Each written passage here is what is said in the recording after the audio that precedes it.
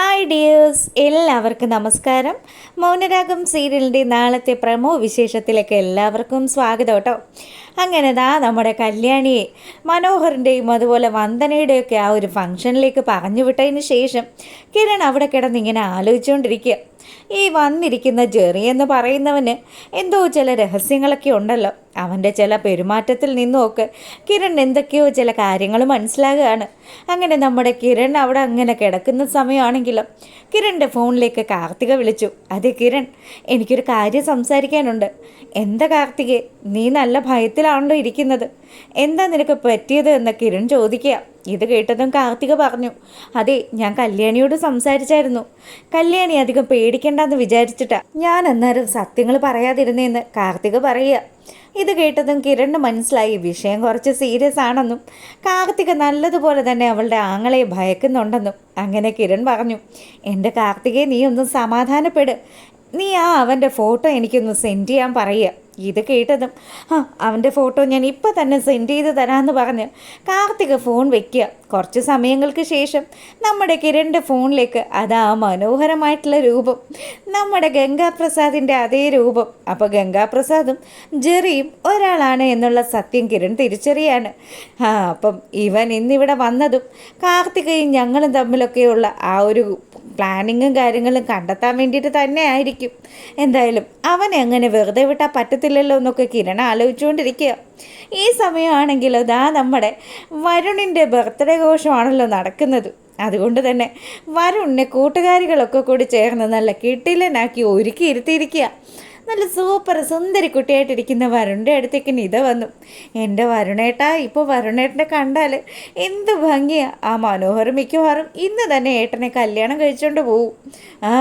അവൻ കല്യാണം കഴിക്കട്ടെ. അവനുള്ളത് നമുക്ക് എന്തായാലും ഒരുമിച്ച് കൊടുക്കാം. അവൻ ആ കതിർ മണ്ഡപത്തിൽ വരട്ടെ.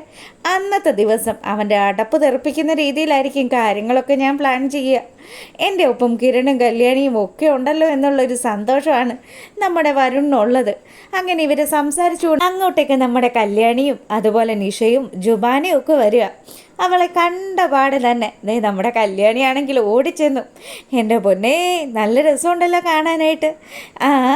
എന്നെ ഒരുക്കിയത് നിതയാണ്.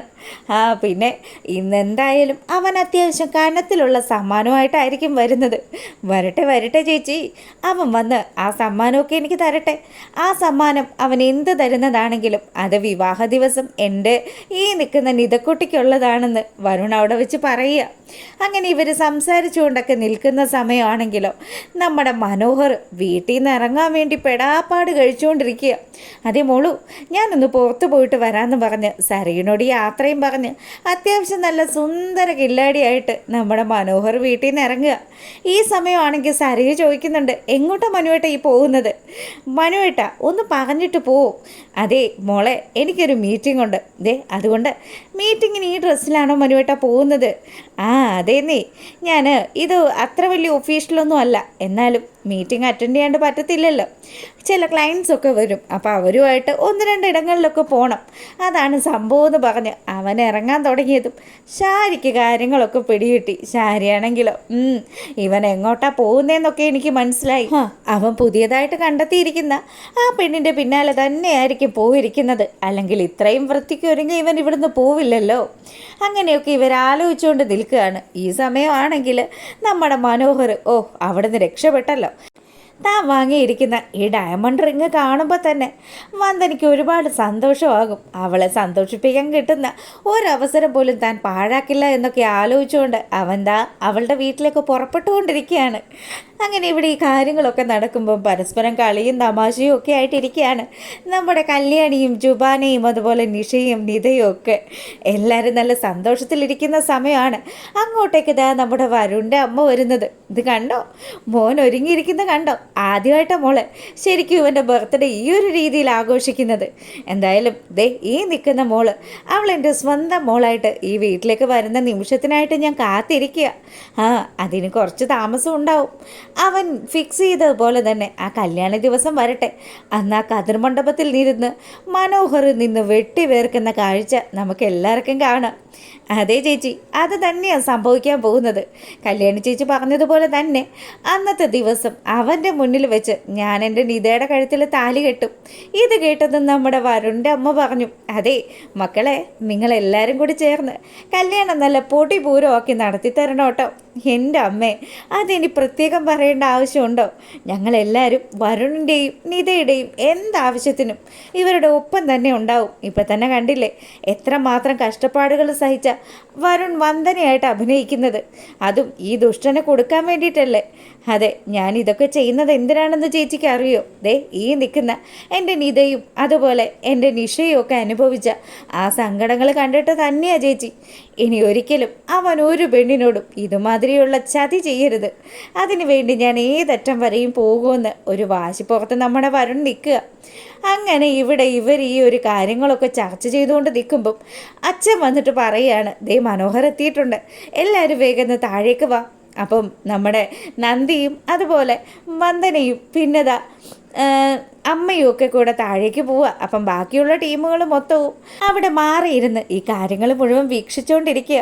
ആ മോനെ ബാ മോനെ എന്നൊക്കെ വിളിച്ച് വലിയ കാര്യത്തിന് മനോഹറിനെ സ്വീകരിച്ച് ഇരുത്തുന്ന സമയത്ത് വന്ദനെ കണ്ട് നമ്മുടെ മനുവിൻ്റെ കണ്ണ് മഞ്ഞളിക്കുക. നല്ല സുന്ദരി കുട്ടിയായിട്ടാണ് വന്ദന വന്നിരിക്കുന്നത്. ഇനിയിപ്പോൾ അധികം താമസിക്കേണ്ട, വേറെ ആരും വരാനും ഇല്ലാത്ത സ്ഥിതിക്ക് നമുക്ക് കേക്ക് കട്ട് ചെയ്യാമെന്ന് പറഞ്ഞ് നമ്മുടെ മനുവിനെയും കൂട്ടിയിട്ട് വന്ദന അവിടെ കേക്ക് കട്ട് ചെയ്യാൻ ഒരുങ്ങുക. ആ സമയമാണെങ്കിൽ അച്ഛൻ്റെയും അമ്മയുടെയും ഒപ്പം നമ്മുടെ വരുണിൻ്റെ ഫ്രണ്ടായിട്ടുള്ള നന്ദിയും കൂടെ നിൽക്കുന്നുണ്ട്. ഈ കാര്യങ്ങളൊക്കെ കണ്ടുകൊണ്ട് നമ്മുടെ ജുബാനയും നിഷയും ഒക്കെ ദുഷ്ടൻ, ഇവൻ ഇത്രമാത്രം ഫ്രോഡായിരുന്നെന്ന് അറിയാനായിട്ട് നമ്മളൊക്കെ എന്തോരം താമസിച്ചു അല്ലേ? അല്ലായിരുന്നെങ്കിൽ നമുക്ക് ആർക്കും ഇതുപോലെയുള്ളൊരു ചതിവ് പറ്റില്ലായിരുന്നു. ആ വരുണേട്ടൻ അവനുള്ളത് കൊടുത്തോളൂ എന്ന് നിതയും പറയുക. അങ്ങനെ നമ്മുടെ മനോഹറിന് കേക്കിൻ്റെ ആദ്യ പീസ് എടുത്ത് വെച്ച് കൊടുത്തതിന് ശേഷം വന്ദന ഒരു ചെറിയ നാണത്തോടു കൂടി നിൽക്കുമ്പം മനു തൻ്റെ കയ്യിൽ കരുതിയിരിക്കുന്ന ആ ഡയമണ്ട് റിങ് എടുത്തിട്ട് അവളുടെ കയ്യിൽ അണിയിച്ചു കൊടുക്കുകയാണ്. എന്തായാലും ഇതൊക്കെയാണ് നാളത്തെ പ്രമോ വിശേഷത്തിലുള്ളത്. അപ്പോൾ ഇഷ്ടമായിട്ടുണ്ടെങ്കിൽ ഒന്ന് ലൈക്ക് ചെയ്തിട്ട് കാണുക.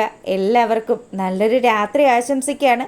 അതുപോലെ തന്നെ നാളെ രാവിലെ 8 മണിയാകുമ്പോഴത്തേക്കിനും നമ്മൾ വീഡിയോ അപ്ലോഡ് ചെയ്യുന്നതായിരിക്കും. അപ്പോൾ ഇപ്പോൾ കാണുന്ന കൂട്ടുകാരൊക്കെ ഒന്ന് ആ സമയം കയറി കണ്ടേക്കണം കേട്ടോ. അപ്പോൾ എല്ലാവർക്കും ഒരിക്കൽ കൂടി ഓക്കെ, ബൈ ബൈ.